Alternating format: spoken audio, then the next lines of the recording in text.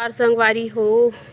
2 दिन ले मोर वीडियो नहीं आहे काबर के मोर गाँव रामायण सम्मेलन होत रहिस इहीच करा। तब पहली के बात हरे जब आदमी मन हनी फॉरेस्ट विभाग के डर से रात किन गोला लकड़ी डोहारे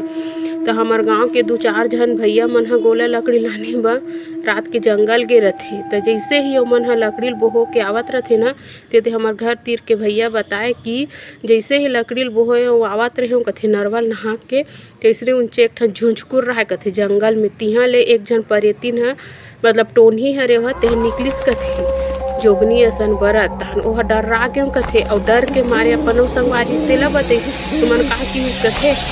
का कही साले के चल ना हमन तो हमन पीछू नहीं से कही के और आधा दौड़त आधा भागत आइन कथे और आधा बीच तक तो टोन्ही मन बरत आइन कथे एक झन निकलिस तहन ओकर सन में 2-4 झन और निकल गे कथे पीछू पीछू तन एमन ह डर के मारे ना दौड़त दौड़त आधा भागत आधा रेंगत आइन कथे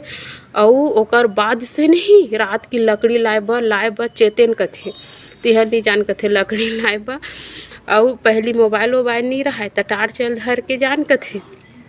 त ए हरे टोन्ही मन ना झुंझकुर ले बरत निकलिस और ओकर सन में रहा 2-4 झन तहु मन ह बरत निकलिस। तो आप मन ला मोर वीडियो कैसे लगिस तो प्लीज़ कमेंट करूँ लाइक करूँ और सब